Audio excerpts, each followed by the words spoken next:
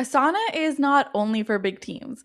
Today I'm showing you the solo version of Asana, the things you actually need, and full of permission to ignore the rest. Most people who quit Asana, based on my experience, quit because they had this idea that Asana is built for big teams and not solopreneurs. And I say most people as in most people that I work with because I work with small business owners and solopreneurs. What happens is they look at it, all of it, the assignees, the categories called teams, and their brain just goes, nope, this must not be for me. So they walk away, sometimes for years. But I'm here to show you that while Asana can be used for big teams, it's also so awesome for solo biz owners and small teams too. In fact, I've made it a bit of my specialty to teach this stuff. So I promise you it works. And I promise also that my clients agree with me. You just need to know how to set it up in the right way. All right, if you're new here, I'm Samantha. I help solo business owners and small teams build a business that runs even when life gets heavy through simple systems. And I run mine as a mostly one person show too. So everything I'm showing you is the actual setup that I use, not some team size thing I'm pretending that fits. Now, there was a stretch where I was running on maybe 20% of my usual capacity. And if my setup had needed me to open 12 projects every morning, I would have dropped the whole thing, honestly. So, the version I'm showing you today is the one that held up when I had nothing left.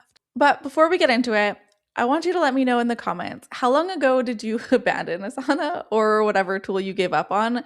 Or how long have you been putting it off because you thought it was just for teams? You can just leave one word, one line, no judgment. I'm just curious how many of us are in the same boat, and it does also help me create future content when I know where you're at and what you're working with. Okay, so let's get into it. Okay, so step one, stop opening your projects. Live in my tasks. This is the biggest shift, so stick with me. When a team uses Asana, they open it and go project by project because they're checking on everyone's work. Who's doing what, what's stuck, what needs their approval. But you're not managing a team. You're managing you and maybe a VA or two. So this right here, this is my tasks. This is your home screen, not your projects over here, this over here, okay? My tasks pulls every single thing assigned to you in one list. It's coming from different projects. It doesn't matter which project it lives in. If it's yours and it's due, it will show up for you here. So instead of opening 10 projects every morning and trying to remember what needed doing in each one, you open this one list. Just this one. That's it. That's your whole morning. And okay, this is the part that gets people. You do not need to open your projects every day. They're storage. They sit there and hold the work. My tasks is where you actually live. Your projects is only for when you need to tweak things or add something to a project or like set up a whole new project that you're about to start working on. After that, after everything's assigned, it will show up in your My Tasks so you can leave the project behind. Okay, so quick pause here because I can already hear the question. If you're sitting there thinking, okay, but I don't even know which projects I need for my business.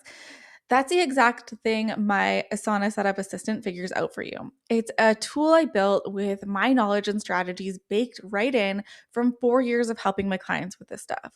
You tell it about your business, your services, whether you've got any help, and it hands you a plan custom to your business. The actual teams, projects, and tasks built for your business specifically. Plus, the order to set it up in so you're not staring at a blank screen deciding where to start. I'll put the link in the description below if you want it to do the deciding for you. I'm just saying it's an awesome tool, okay? It's going to save you so much time and mental energy. Okay, back to it. So step two, we're going to strip out the team scaffolding. So here's where most solo setups go wrong. People copy a setup they saw online, and that setup was built for a team. So it comes loaded with stuff you will never use. Let me just give you permission to ignore a bunch of it right now. Even a lot of the other Asana experts on YouTube, they work with large companies. I've made it my specialty to work with small businesses and solo business owners. So if you're going to take advice, take it from me. Okay, no shade to them. They're great at what they do. I'm just saying, in general, a lot of them do work with bigger companies. So a lot of their advice and the way they set things up isn't necessarily going to work for you. I'm just being honest. Okay, project status updates. Those are for reporting to stakeholders or project managers, which you don't have. You just have you. Approvals and proofing. That's a team handing work back and forth. Skip it.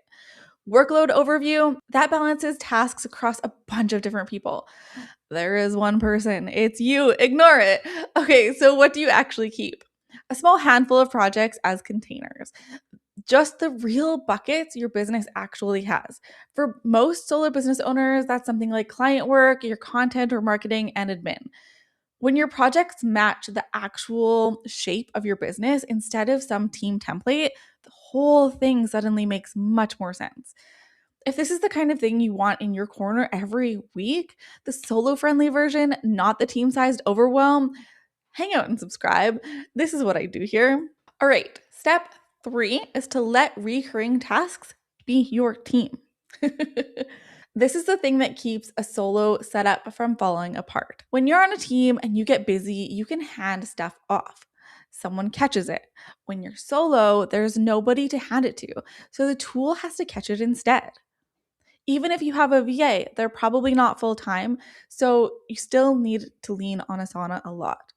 So that means any task you do on repeat, invoicing, posting content, checking your monthly numbers, following up with leads, you set it up to repeat as a recurring task in Asana. Then you forget about it on purpose because it just shows back up in My Tasks when it's due. You never have to remember it again. And this is a really big part of what matters. On a good week, this feels like a nice little convenience, right? But on a hard week, the week your kid's sick or your capacity is shot or life is just lifing, this is the thing that keeps your business running when you can't. Trust me, I have been through this firsthand, especially over this last year. If I didn't have my systems, if I didn't have Asana, if I didn't have my recurring tasks, stuff would not have gotten done, okay? So you open My Tasks, the recurring stuff is already there waiting, and you don't have to think about what to do. You just do the next thing on your list. That's the whole point of a solo setup, to catch you when you've got nothing left, to save you loads of time and mental energy. And because also there's no one managing you, probably, unless you have an OBM. But if you don't have anyone managing you, which a lot of us don't, then you can use Asana to help manage you as well. Okay, so you can build the cleanest solo setup in the world, clean projects, My Tasks habit, recurring tasks going, and you can still stop opening it in about 2 weeks. Hopefully that's not you, but it happens because there's one thing that sometimes happens before you even open the tool. And if you don't fix that part, no setup survives it. So I break down exactly what that is in this video here. So go check that one out next. All right, thank you so much for watching. I hope this was super helpful for you, and I'll see you in the next one. Bye.